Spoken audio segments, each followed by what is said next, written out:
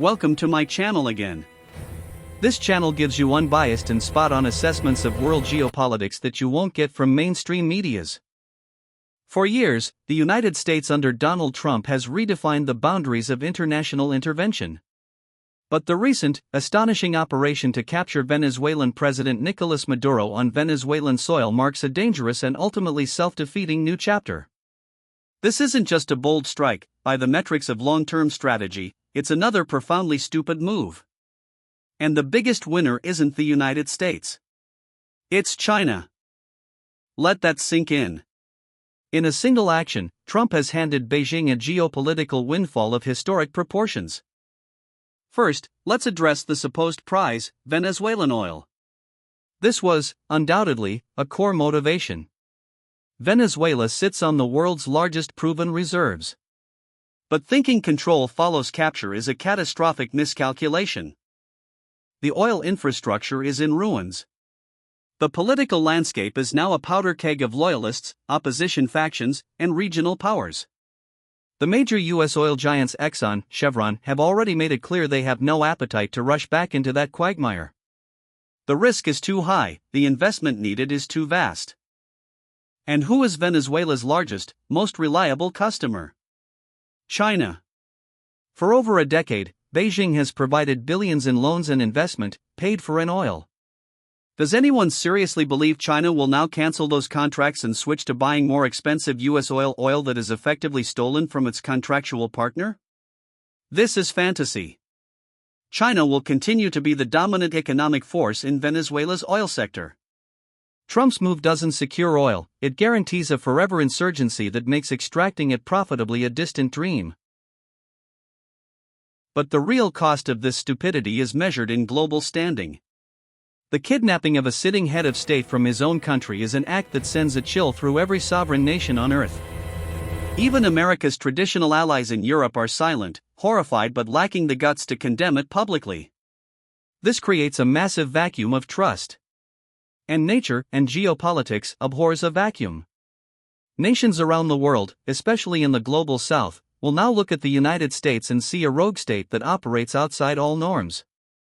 Their question becomes, who can guarantee our security, our sovereignty, if the U.S. becomes the primary threat? The answer, increasingly, is China. China can offer what these nations suddenly crave, a partnership based on non-interference. A promise of trade, investment, and security cooperation without regime change coups. Expect a surge in nations turning to Beijing for diplomatic cover, for economic support, and yes, for purchasing advanced defense equipment. Why wouldn't you buy your weapons from a power that won't use them as leverage to invade your presidential palace? Furthermore, this move gives China and Russia the perfect, legitimate reason to dramatically upgrade their presence in South America. They will frame it as a necessary counterbalance to American lawlessness, to protect a sovereign partner under illegal invasion. It's the same logic China uses in the South China Sea and around Taiwan, responding to instability caused by U.S. provocation. And here's the kicker, many South American nations, terrified of being next, will welcome Chinese and Russian diplomatic, military, and intelligence support with open arms. Regional bodies that once criticized Maduro may now rally against the U.S. intervention. The Monroe Doctrine is dead, replaced by a new, multipolar reality where outside powers are invited in to keep the United States out. And then, there's the impending circus, the trial of Nicolas Maduro and his wife in a U.S. courtroom. The charges will now be put under the blinding, global spotlight of a captured head of state. This won't be a showcase of American justice, it will be its parody. The legal arguments will be dissected worldwide. The political motivation will be obvious. It will become a global teach-in on U.S. hypocrisy, a drawn-out drama that makes a mockery of the very rules-based order America claims to uphold. The verdict, whatever it is, will be viewed as illegitimate by billions. It will be a gift to anti-American propagandists for a generation. So, let's be clear. The kidnapping of Maduro is not a sign of strength, it's an act of strategic desperation and profound short-sightedness. It fails to secure its immediate objective, Venezuelan oil. It alienates the entire world. It legitimizes and accelerates the expansion of Chinese and Russian influence in America's backyard.